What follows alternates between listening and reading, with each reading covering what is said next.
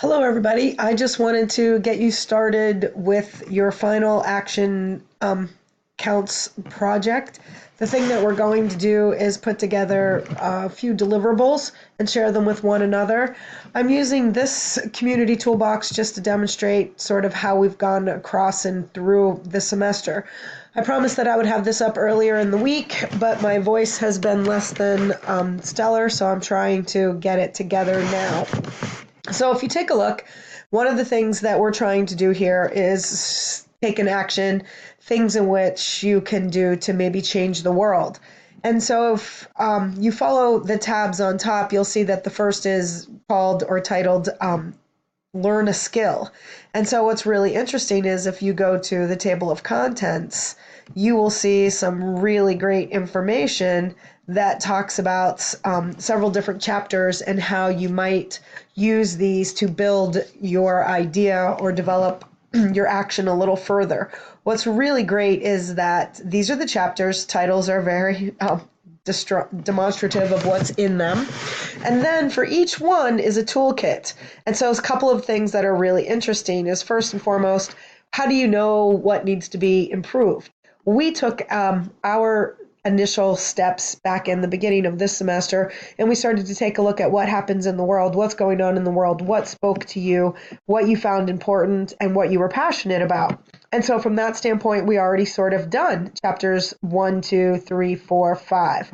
Then, if you recall, we started to talk about how do you get people to be interested in what you're doing. So we did an elevator pitch.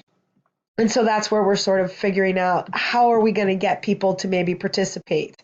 And then we started talking about your strategic plan and how it is that you're going to partner, who might be good for you to connect with to help you make your action a reality. Are there other people out there doing similar things? Can you partner? Do you not want to do a repetitive type of activity? What's going on and what's happening? So then we keep moving down and you'll see that there'll be other types of information that you'll need. At the end of this section, I'll put together your final project and you'll see the steps that you're going to need to take to build together. But many of these toolkits and many of these chapters will give you assistance in perhaps maybe one of the deliverables or one of the weeks that you may have been struggling with throughout. So these are some of the things that were happening. Again, competence and spirituality in the community building and advocacy, right? These are the things that we're talking about that were most recent. And then some really great things. We will not get to the actual sustaining and managing or generating any financial resources. We're going to have some ideas, but we won't be grant writing at this point in time. The other thing that's really interesting is that how is it that you're going to maybe do your sustainability? And sustainability doesn't necessarily mean how are we going to do this with the least resources or negative use of resources. Sustainability means how will we keep this project ongoing? And so that's what some of the things are. This is a fabulous tool website with both tools and information. The next tab is help taking action. What's going on and what are some of the best ideas to make a change? We all know that change is not easy and people are in fact resistive to change. There's actually a whole area of psychology that's called the study of change because people are so resistive. So that's interesting. Here again is the connecting. There might be some places or some people that you can connect with, seeing what's going on. And of course, they have a YouTube channel so that you might be able to go on there and take a look at some of the things that have been happening. So that's some interesting stuff that you may want to know. The other two buttons about is how did the community toolbox come about? Those types of things, very important. And then the services, and these are some of the things that you can purchase and get or donate and support their company. So very interesting website that you might want to use. Okay. Second website that I want to introduce you to is the Cult of Pedagogy. And this website here is a teaching website that's going to actually provide you with some information and ways in which social justice can be taught. Many of you are talking about, implicit bias and how we need to educate people and everybody should be fair and we should be kind and loving and accepting of one another. And while I agree with all of that, it's just not so easy. I've been teaching for 30 years and I'm going to share with you that still to this day, I see and hear things that astound me. So when we get to here, there's some really great things that you want to take a look at. What I would like to show you is that there's some ideas that kids have done and come up with, ideas that they've came up with in order to change the world. And these are worth reading.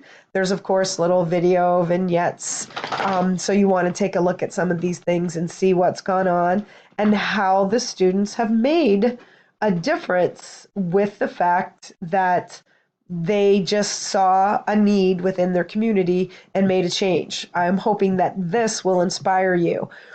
This one is, how to make a bake sale. The next website is the Global Oneness Project. All these websites will be able for you to click, but these are amazing different things, stories that have been told and very fascinating ways in which we are helping moving people along and getting things to happen within the global areas. So that's an important, fun website to take a look at as you're moving through.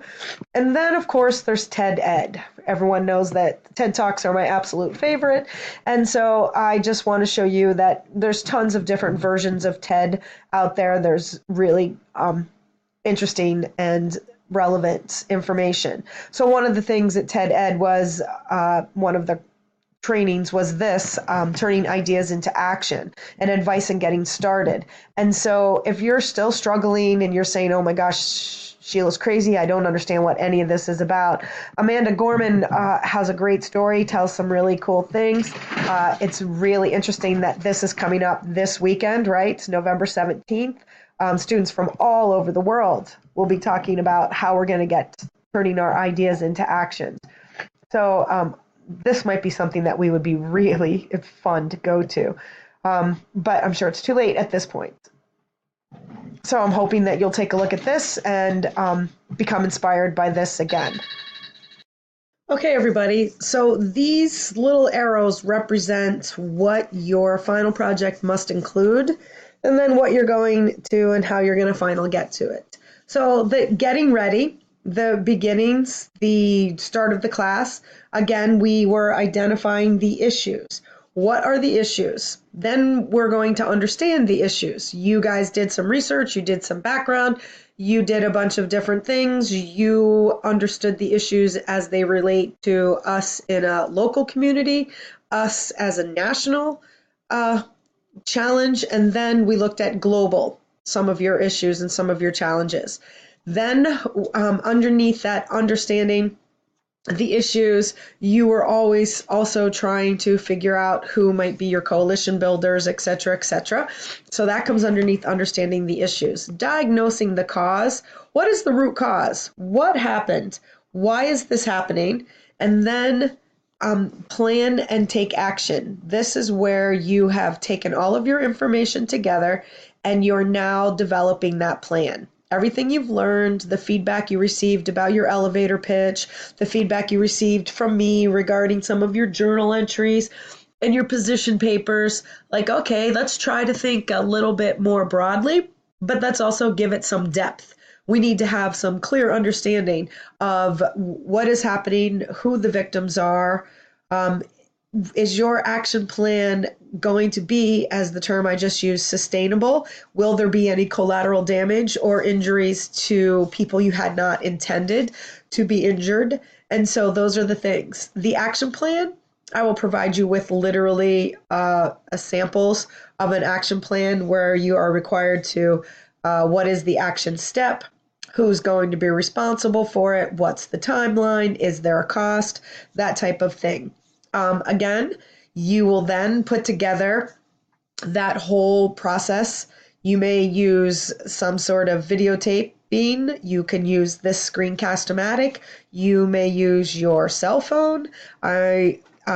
PowerPoints that are annotated, however you want to, but you'll put it together. All of the paperwork goes into the final actions, actual attachment or homework assignment button. And then you will, on the discussion board, place your video for all of us to look at, analyze, and give you some feedback on. So I hope that's a little bit clearer to what it is that you're going to be doing. And each one of these stages will have a deliverable.